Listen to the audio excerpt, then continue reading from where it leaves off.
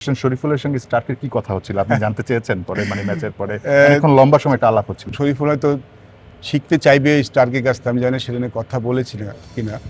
দেয়ার সাম notable performance definitely. টাইমের 100 dodge fantastic. Hasan যে বল করেছে ডারউইনে, আমরা ভুলতে পারবো না মেহেদী হাসান মিরাজের 5 উইকেটটা। সো এই যে টেস্ট ক্রিকেট ইতিহাসে প্রথমবারের মতো এরকম হলো আসলে যে আমরা 2 দিনের আগেই শেষ হয়ে গেল। আসলে 3টা কারণ যদি বলতে বলি, কি কারণে আসলে এটা হলো? ম্যাকাই টেস্ট 2 দিনেরও কম সময়ে শেষ। প্রেস কনফারেন্সে শান্তকে প্রশ্ন করেছিলাম আমরা যে আসলে বাকি 3 দিন কি করবেন। মজা করে শান্ত উত্তর দিয়েছিলেন শুয়ে শুয়ে ঘুমাবো। বাশার ভাই কি করবেন আজকে যদি সব ঠিকঠাক থাকতো? এই সময়টায় ফার্স্ট সেশনের খেলা চলতো, থার্ড ডে। জি না, it's not nice. I mean আমরা তো আসলে যদি এমন হতো যে বাংলাদেশ 15-2 দিন অস্ট্রেলিয়াকে হারিয়েছে, তাহলে আজকে সকালটা খুব সুন্দর হতো। তেমন কি আর না, আসলে লেজি ডে, আমরা আসলে তেমন কিছু করার নেই আমাদের। আজকে ট্রেনিংটাও ক্যান্সেল করা হয়েছে, ট্রেনিং করছি না। আর যেহেতু কন্টিনিউয়াস ক্রিকেট খেলছে ছেলেরা, তো একটু বিশ্রাম সবারই প্রাপ্য। সেটা এরকম বিশ্রাম কেউ চায়নি, বাট যখন পেয়েছে সেটা সবাই কাজে লাগাচ্ছে, সবাই আজকে রেস্ট নিচ্ছে। বাট সোফার সো গুড। কালকে সবাই একটু আপসেট ছিল ডেফিনেটলি, এই রেজাল্ট আসলে কেউ আশা করেনি কিংবা এরকম খেলতেও চায়নি। আর একটু ভালো ক্রিকেট সবাই খেলতে চেয়েছিল। বাট দিন শেষে আমার মনে হয় যে আমরা ভালো কিছু মেমোরি নিয়ে দেশে ফিরে যাচ্ছি। এর আগেও কিন্তু আপনারা অস্ট্রেলিয়ার মাটিতে 23 বছর আগে সফর করেছিলেন, 2.5 দিনে কিন্তু টেস্টটা শেষ হয়েছিল। সো এই যে টেস্ট ক্রিকেট ইতিহাসে প্রথমবারের মতো এরকম হলো আসলে যে আমরা 2 দিনের আগেই শেষ হয়ে গেল। আসলে 3টা কারণ যদি বলতে বলি, কি কারণে আসলে এটা হলো? Bangladesh probably not only the only team যাদের সাথে এরকম হয়েছে। আমার মনে হয় যে আপনি প্রিভিয়াস যদি হিস্ট্রি দেখেন, ইংল্যান্ড, ইন্ডিয়া তাদের সাথে কিন্তু এরকম হয়েছে। কিছু উইকেট ওদের হয় যেটা আসলে I don't know, I mean তারাও কিন্তু আমার কাছে মনে হচ্ছে তারা চান্স দিয়েছে। যদি তারা টসে হেরে যেত, আমরা আগে বোলিং করতাম, তাহলে তারাও কিন্তু বিপদে পড়তে পারতো। রাইট। সেরকম কন্ডিশন আসলে যতই আপনি প্রস্তুতি নেন, ইটস নট ইজি কারোর জন্য সহজ না। বিশেষ করে যারা আমাদের উপমহাদেশের থেকে আসে তাদের জন্য একটু ডিফিকাল্ট হয়। বাট ডেফিনেটলি তাই বলে আমরা বলছি যে আমরা এটা মেনে নিব। আমরা ডেফিনেটলি আমরা আলাপ করেছি আরও ভালো খেলা উচিত ছিল, বাট ইট ইস ডিফিকাল্ট, সবার জন্য ডিফিকাল্ট ছিল। যদি দেখেন যে অস্ট্রেলিয়ান ব্যাটসম্যানরাও কিন্তু স্ট্রাগল করেছে পরে, যখন একটু ফেভারেবল কন্ডিশন আছে তখন মনে হচ্ছিল যে আমরা যদি 150টা রান করে ফেলতে পারতাম, আমরা যদি ফার্স্ট যদি আরেকটু বেশি রান করতে পারতাম, it could have been a different story. Australia কিন্তু একটা আমার কাছে মনে হয় তারা চান্স নিয়েছিল।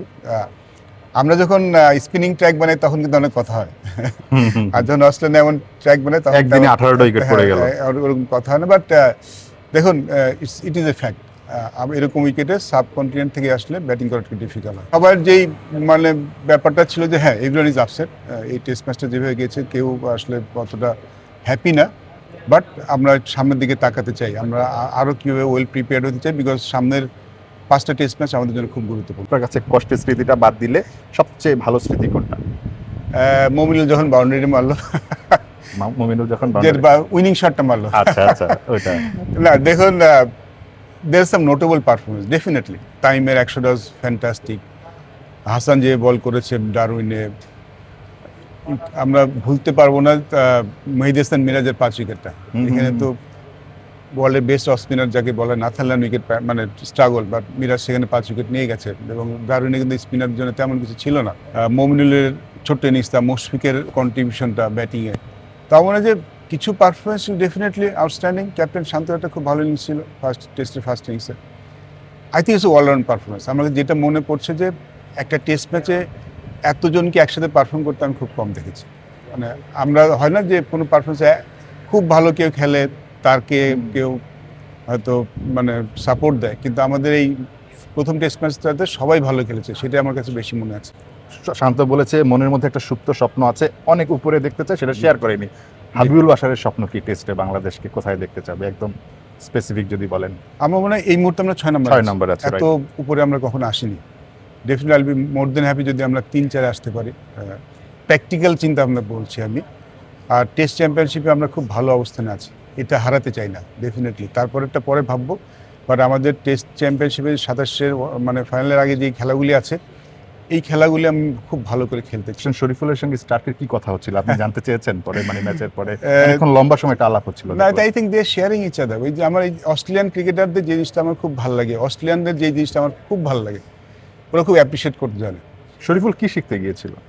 সম্ভবত যে বলটা ভিতরে আনতে হয়, যেটি আচ্ছা। স্টার খুব ভালো করে, শরীফুলের বলটা বেশি এভাবে বেশি যায়, ইদানিং কিন্তু শরীফুল বলটা ভেতরে আনছে, সেটা কীভাবে আরও ভালো করতে পারে সেটা হয়তো চিন্তা করছে। বাট আরেকটা জিনিস মনে হয় শরীফুল হয়তো শিখতে চাইবে স্টার্কের কাছ থেকে, আমি জানি সেটা নিয়ে কথা বলেছি না কিনা। স্টার্করা কিন্তু 5 টেস্ট ম্যাচ খেলে উইথ সেম এফোর্ট, রাইট। আমাদের কিন্তু আমরা রিদমটা same রিদমটা থাকে। সেম থাকে, সেম পেস থাকে একইভাবে অনেকক্ষণ। এই ফিটনেসটা কিন্তু খুব ইম্পর্টেন্ট, আমাদের ফাস্ট বোলাররা যদি এই ফিটনেসটা নিয়ে আসতে পারে সেটা আমাদের খুব দরকার হবে। বিকজ জেনারেলি যেটা আমরা তো আসলে ছোটোবেলায় তো অত নিউট্রিশনে বড় হই না, ইউরোপিয়ানে যে বড় হয়, তোরা ওদের শরীরটা বিল্ড আপ হয়ে যাচ্ছে, আমাদের শরীর তো বিল্ড আপ হয় যখন আমরা ইন্টারন্যাশনাল ক্রিকেট খেলা শুরু করি তখন। সো আমরা একটু পিছিয়ে থাকি সবসময়। বাট আমরা যেহেতু এখন রেগুলার টেস্ট ম্যাচ খেলছি এবং রেগুলার টেস্ট ম্যাচে জিততে হলে কিন্তু আমার ফাস্ট বোলারগুলি খুব ইম্পর্টেন্ট হবে, সুস্থ থাকাটা। তো এই ফিটনেসটা যদি কি আরও এগোনো যায়, সেটা যদি শেখা যায় ওদের কাছে, সেটা খুব ভালো। বাট যেটা বললাম, Australians are very nice. I am really humble in a way যে আমি এখানে আসার পরে যেভাবে যেই সাপোর্টটা এবং অ্যাপ্রিসিয়েশন সবাই পেয়েছি appreciate সবার কাছ থেকে, ইট ওয়াজ জাস্ট ফ্যান্টাস্টিক।